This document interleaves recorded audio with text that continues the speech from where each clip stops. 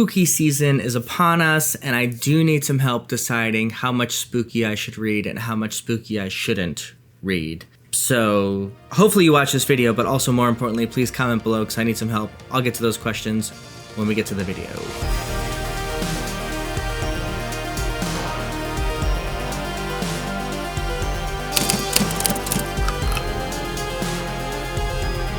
It is October, spooky season, Halloween, it's all here, fall, pumpkins, spiced lattes, things are happening.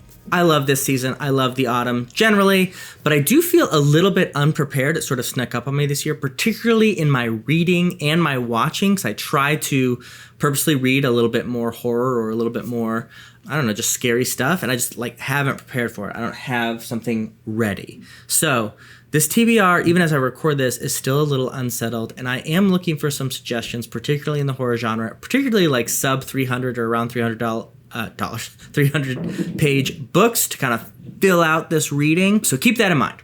But first, let's talk about some things I'm definitely going to read this month. First is Joe Abercrombie's The Trouble of Peace. It's the second book in the Age of Madness series. I'm actually listening to the audio book. I may read some of it as well here. Kind of depends on my mood and how fast I want to get through this. The first book I liked. Didn't love, but I did like. And so I'm very curious what's going to happen, especially with a couple of characters that I have liked the development of, such as Orso in the first book, how that it's going to fill out here. I am very interested in the economic themes that were brought up in the first book, maybe not in a way that I love, and so I want to see if that gets better in the second one.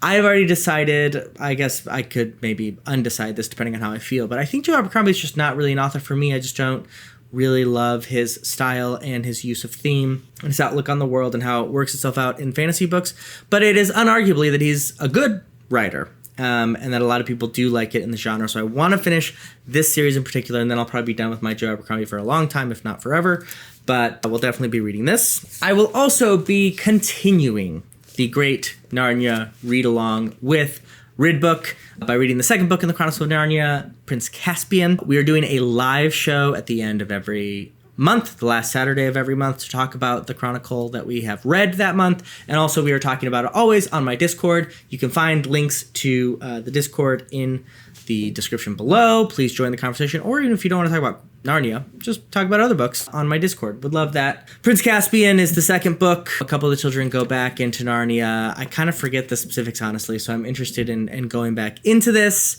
If you're one of those folks who's like, it's children's literature, Narnia, people don't talk about that all the time, isn't it too Christian? Please check out my review of Lion, the Witch, and the Wardrobe. I just dropped it last week, and I think it hopefully will show you kind of what I'm trying to achieve in this read-through, which is experiencing these stories again that are important to me in my childhood, reading journey, but also examining it critically from a lot of different factors. And we had a great discussion, Rid and I did at the end of last month, so I think we will again. So check out Prince Caspian, or at the very least, check out my videos on our Chronicle read along, and again, join the Discord. A book I'm really excited to read, and I will probably pick up as soon as I finish some of my straggling reads from September, is A Canticle for Leibowitz by Walter M. Miller Jr. So the premise of this is so interesting. It's basically after a nuclear destruction of the world, I don't know if it's hundreds or thousands of years afterwards, there's this religion that is built up around one of the few surviving fragments of the world before this world-ending event, which is just a shopping list by a guy whose last name was Leibowitz in New York City or somewhere. And through this shopping list, a whole religious system has been concocted. And from all reports that I've heard, this is a fantastic and incredibly interesting viewpoint into religion, its place in human life and human flourishing, and also human destruction. I'm so excited for this. I think I'm going to do a show with Samwise, who kind of weirdly, because no one really talks about this, read this book in September or maybe August. And I saw it, messaged him, and was like, hey, I actually just got that book. I kind of want to read it. Do you want to talk about it? And so I think we will. So if you are interested, please check out A Canticle for Leibowitz. Also, look at that. That's such a cool book cover. I'm so excited to read this. Now is where I really need some help from you all, because traditionally, like the last 2 years, I have read a Stephen King book. Last 3 years? Does this have 3 years? A Stephen King book in October. I love Stephen King, but for some reason, just in my normal rhythm of reading, because his books are so big, I just don't usually read them. And so this is a good way for me to kind of like force it to. So I started with Pet Sematary in 23. Last year, I read The Shining and then followed that up with Dr. Sleep because I loved it so much.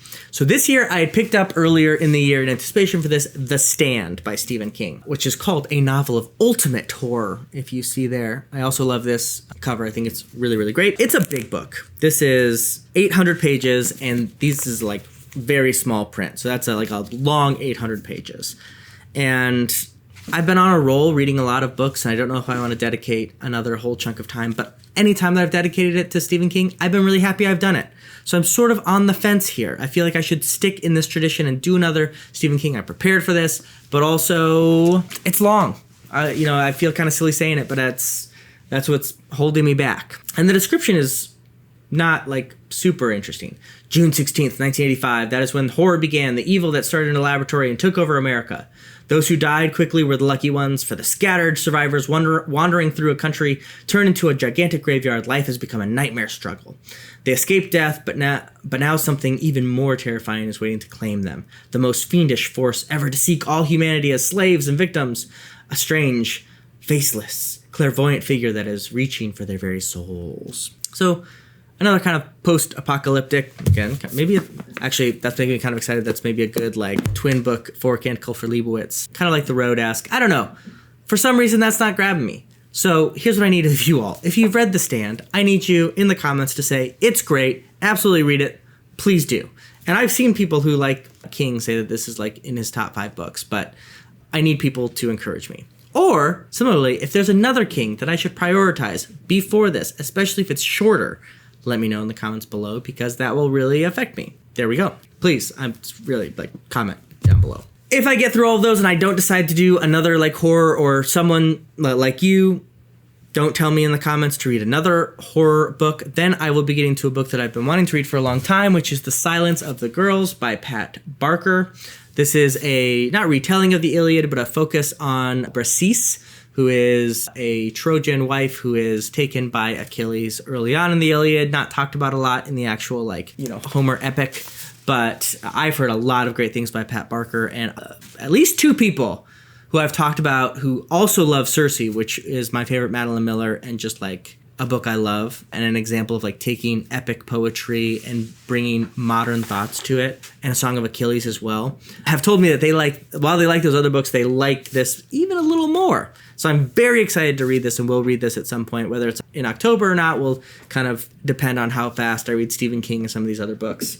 But I'm really excited for this. Another great cover. This is a great cover month. I'll also be continuing my President's read-along, depending on if I get this from the library. It's on interlibrary loan right now, so sometimes that's quick, sometimes that's slow at my library. It all depends. But I will be reading a biography on Martin Van Buren called Martin Van Buren and the Making of the American Political System, or something like that. It's just And the American Political System by Donald B. Cole. This is a more, I think, academic work, but I don't know a lot about Martin Van Buren, but he is very important in the history of the United States in setting up, as the name implies, sort of the political realities of politics, especially in 19th century American history. Martin Van Buren famously allied with Southern planters and slave owners to create sort of a political juggernaut that allowed him to keep power, but also allowed for the silence on evils of slavery in Congress and the political system to continue, and really kind of laid the groundwork ultimately for there having to be a war to deal with these things in the Civil War in the 1860s. So I'm very interested in learning more about him. He also, sort of like Andrew Jackson, is a bridge between founding fathers and John Quincy Adams. This bridge between the founding fathers and then into a next stage of American politics and the experiment that is America. So excited for that. Movies-wise, I'm going to focus on continuing to fill in some gaps in my horror knowledge. I have not seen Rosemary's Baby, which I think I will just try and be so scared, but do it. I have not seen The Exorcist. There are a couple of classic slashers I still haven't seen. I haven't seen a lot of the Scream franchise. I haven't seen Hereditary. I think I'm going to try to watch that, especially after really liking Eddington this year from the same director, Ari Aster. And so those are some other things. If there's some other horror you think I should fill in that I haven't seen, let me know in the comments below.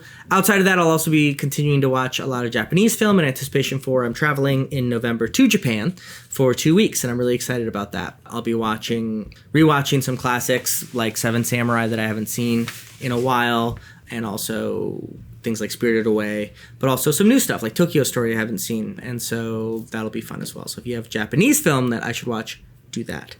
The last thing I will mention is I have now downloaded the app to read One Piece, and I have started reading One Piece. I'm 3 chapters in.